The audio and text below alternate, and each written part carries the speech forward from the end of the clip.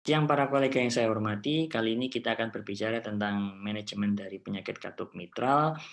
Setelah sebelumnya telah dijelaskan secara gamblang, mulai dari anamnesa, pemeriksaan fisik, pemeriksaan penunjang, bagaimana cara mendiagnostik penyakit katup.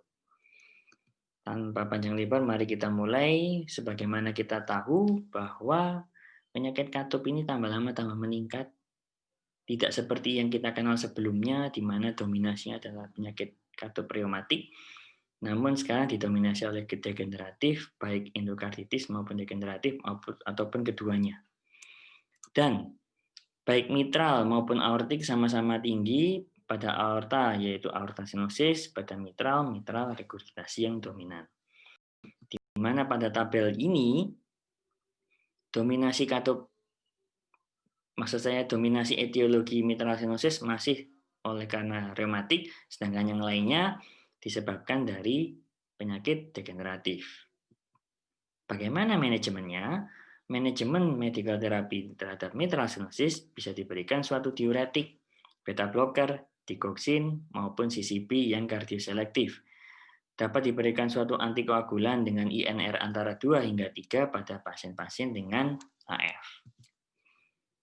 Pada tabel tersebut ini, secara garis besarnya adalah pasien-pasien tersebut yang sudah dimulai suatu medical therapy dapat dilakukan suatu intervensi. Intervensi tersebut dapat berupa surgery maupun PTMC atau PMC atau percutaneous mitral commissurotomy. Bagaimana cara memilihnya? Tentunya apabila suatu kasus tersebut memiliki high risk of surgery ataupun kontraindikasi, maka satunya yang layak dilakukan. Namun apabila terjadi suatu kontraindikasi maupun high risk of surgery, harus dilihat pula apakah kasus tersebut katup mitralnya favorable untuk dilakukan PTMC atau tidak. Favorable apa tidak, itu dapat dilakukan suatu ekokardiografi atau pemeriksaan kateterisasi untuk melihat. Untuk lebih jelasnya, nanti akan dijelaskan di belakang. Kontraindikasinya apa saja dari PTMC, yaitu yang pertama adalah mitral valve area, yang lebih dari 1,5 cm persegi, adanya elat trombus, kemudian adanya MR, adanya kalsifikasi yang berat, maupun kondisi yang lain yang memerlukan suatu tindakan operatif. Tabel tersebut yang sebelah kiri ini diambil dari guideline ESC, di mana PTMC itu dapat dilakukan pada pasien yang simptomatik, tapi tanpa unfavorable karakteristik. Unfavorable bagaimana? Yaitu salah satunya adalah old age, history of PTMC sebelumnya, NIHA kelas 4, AF, ataupun pulmonary hypertension yang berat. Sedangkan secara eko maupun secara penunjang dapat dilakukan suatu scoring baik Wilkins, Cormier, kemudian diukur TR-nya maupun mitral valve area-nya tadi. Secara garis besar, maka in mitral stenosis dapat dilakukan suatu medical therapy dulu, kemudian di-refer ke tempat-tempat atau pusat-pusat yang mendiagnostik apakah ini mitral stenosis true atau mitral stenosis yang ringan, sedang, berat, dan apakah itu perlu dilakukan suatu tindakan intervensi. Dilakukan suatu PTMC apabila kasus tersebut simptomatik, tidak ada kontraindikasi, dan adanya favorable condition. Surgery juga begitu, apabila terjadi adanya suatu kontraindikasi PTMC. Mitral stenosis dengan PTMC itu sudah ditemukan sejak tahun 1984 oleh Inoue. Sebagaimana kita tahu, balon Inoue tersebut itu sejak tahun 1984, dan sudah banyak studi yang menggunakan balon Inoue membandingkan dengan surgery maupun melakukannya sendiri dengan kontrol, membandingkannya dengan kontrol, dan dilakukan cohort. Pada salah satu studi yang versus surgery, itu kita bisa lihat di sini bahwa kotak putih atau grafik putih itu mewakili dari balon commissurotomy, kotak abu-abu itu open mitral commissural surgery, yang hitam yaitu surgical close mitral commissurotomy. Basically kita membandingkan antara kotak putih versus abu-abu dan hitam. Tampak di sini bahwa tindakan balon komisurotomi non-inferior terhadap dua tindakan surgery yang lainnya. Bahkan lebih baik dibandingkan dengan surgical komisurotomi pada beberapa variabel. Pada studi berikutnya, itu melakukan kohort selama 23 tahun. Di sini tampak bahwa pasien-pasien yang menjalani suatu balon komisurotomi, balon mitral komisurotomi, terdapat suatu konsisten penurunan dari mitral valve gradiennya sepanjang tahun. Sekarang kita menginjak pada mitral regurgitasi, di mana mitral regurgitasi ini pembagiannya banyak. Jadi kita bagi dulu antara akut maupun kronik, di mana akut sebagaimana kita tahu left atrialnya tidak mengalami dilatasi. Sehingga poor prognostik dan terapi yang terbaik adalah dengan surgery untuk mengganti maupun memperbaiki. Dan medical therapy itu bukan pengganti dari surgery, tapi sebagai jembatan untuk menuju ke surgery. Nah, sekarang kita menginjak ke chronic MR, di mana chronic MR itu dibagi menjadi primary maupun secondary. Di mana pada primary itu bisa disebabkan oleh karena prolap maupun flail. Sedangkan secondary dari dilatasi suatu anulus. Pada guideline AHA kita lihat pada grafik, pada tabel, pada bagan primary MR, di mana apabila kasus tersebut merupakan stage B atau mitral regurgitasi ringan hingga sedang, maka dilakukan monitoring secara periodik. Namun apabila mitral regurgitasinya itu berat, maka berat harus dinilai apakah dia simptomatik ataukah tidak. Bila simptomatik, maka hendaknya dilakukan suatu surgery. Namun bila asimptomatik, maka dengan variabel yang bisa kita lihat di tabel di bagian tersebut, bisa dilakukan suatu percutaneous repair maupun surgery repair maupun surgery replace. Secara kesimpulan, bahwa manajemen MR itu sama seperti mitral stenosis diawali oleh medical therapy, dan surgery sampai saat ini merupakan rekomendasi kelas 1 dibandingkan dari tindakan perkutan. Bagaimana cara menyikapi primary MR? Tentunya apabila pasien itu simptomatis despite medical treatment yang sangat optimal, maupun yang asimptomatik apabila disertai suatu LV dysfunction, AF, pulmonary hypertension. Sedangkan kasus sekunder itu juga bisa dilakukan suatu surgery apabila dia akan menjalani CABG ataupun operasi berat yang lainnya. Kemudian maksudnya yang di bagian jantung. Kemudian yang kedua adalah symptomatic MR walaupun sudah dilakukan suatu optimal medical therapy. Percutaneous repair itu bisa dilakukan apabila terdapat suatu high risk terhadap surgery dan anatominya suitable yang sudah diperiksa oleh ekokardiografi. Di mana pada guideline terakhir AHA tahun 2017 maupun ESC tahun 2014 semua sama-sama memberikan rekomendasi kelas 2B. Kenapa tidak kelas 1? Karena demikian. Karena sangat sedikitnya studi, dan yang kedua adalah studi-studi yang ada itu masih favor ke surgery.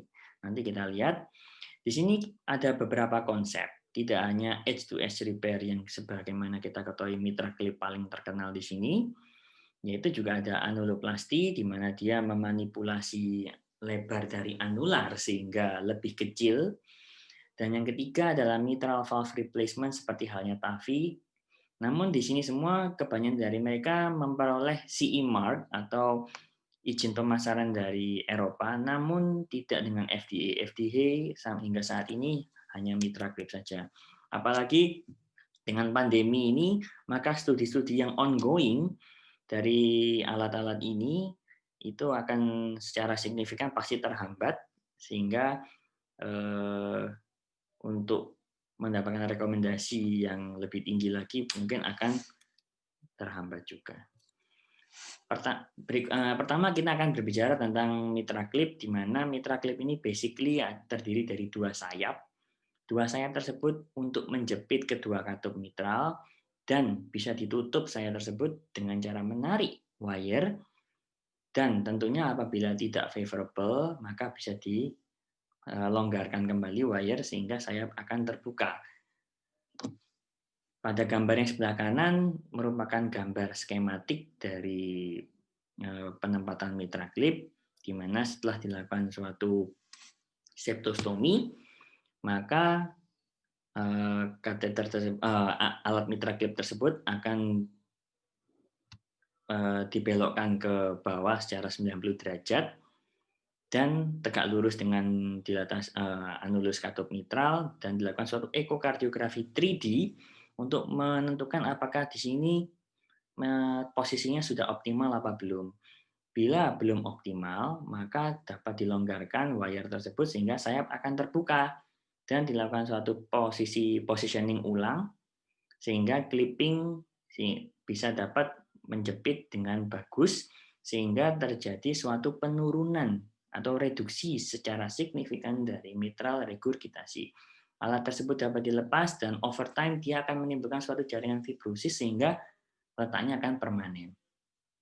Dapat dilakukan suatu pemasangan atau clipping ulang baik secara index prosedur atau prosedur saat itu maupun prosedur berikutnya apabila dirasa kurang, namun akan meningkatkan suatu komplikasi mitral stenosis baru, sehingga perlu dipikirkan sebelum memasang clipping pada katup yang sama.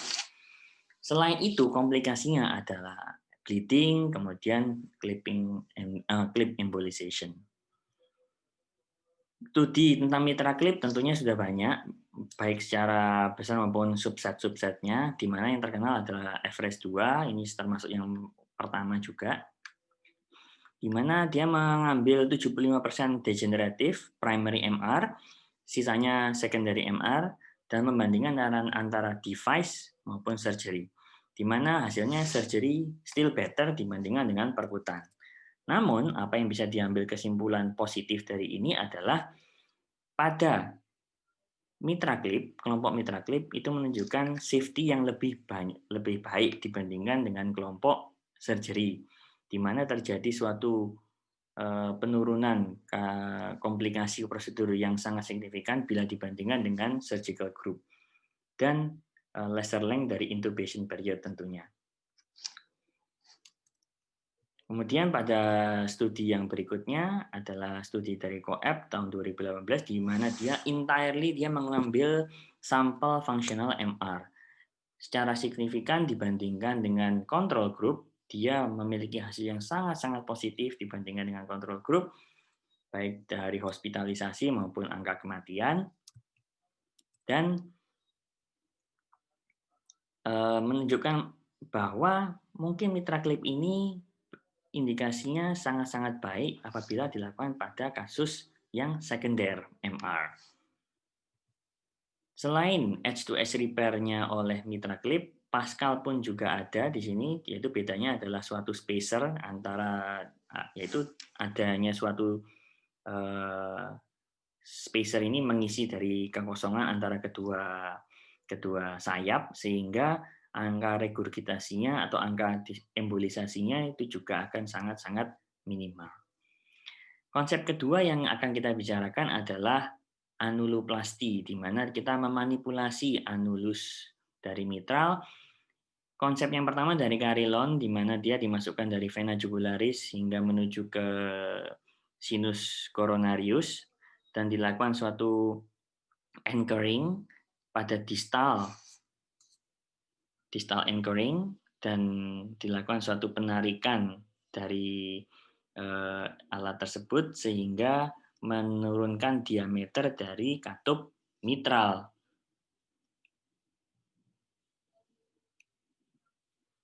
Di sini memang tampaknya cukup sederhana, tapi sebenarnya pengerjaannya cukup sulit dan ternyata pada beberapa studi menimbulkan komplikasi, yaitu terjadinya suatu kerusakan dari sinus corona serius tentunya. Dan beberapa kasus pula konsep anuloplasti ini dinyatakan kurang berkembang karena pada beberapa kasus menimbulkan suatu infak miokard pada left circumflex. Ini juga gitu, tapi perbedaannya adalah secara bukan dari sinus coronaris tapi dari aorta masuk ke left ventricle dan dia wire tersebut menembus dari anulus-anulus dari katup mitral dan mengimplementasi suatu pledget atau seperti staples ya, pledget ini seperti ini, kemudian diletakkan baik dari sisi atas anulus maupun sisi bawah anulus.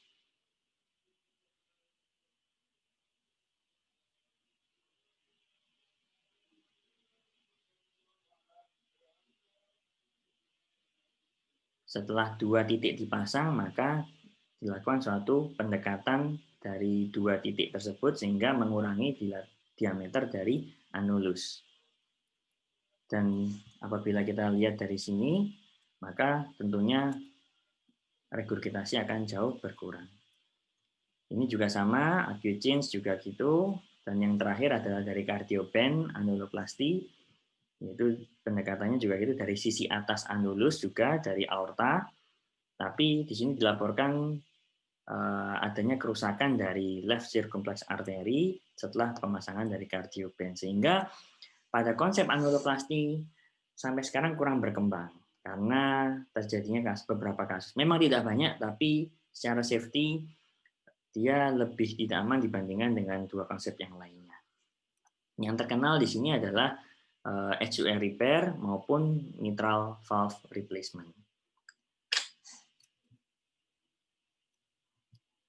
Secara kesimpulan, mitral valve disease terus bertambah seiring dengan waktu, terutama mitral regurgitasi yang sebagian besar didominasi oleh degeneratif etiologi dan medical terapi baik mitral stenosis maupun regurgitasi tetap harus diberikan sedini mungkin dan keduanya sekarang mempunyai alternatif selain surgery yaitu tindakan perkutan. Tidak seperti mitral stenosis yang sudah mempunyai studi yang banyak, rekomendasi yang lebih baik dibandingkan dengan implantasi mitral regurgitasi. Mitral regurgitasi implantasi, maksud saya clipping maupun mitral valve replacement secara perkutan, itu perlu dilakukan suatu tindakan studi-studi yang banyak sehingga mendapatkan rekomendasi yang lebih baik pada panduan yang akan datang. Terima kasih.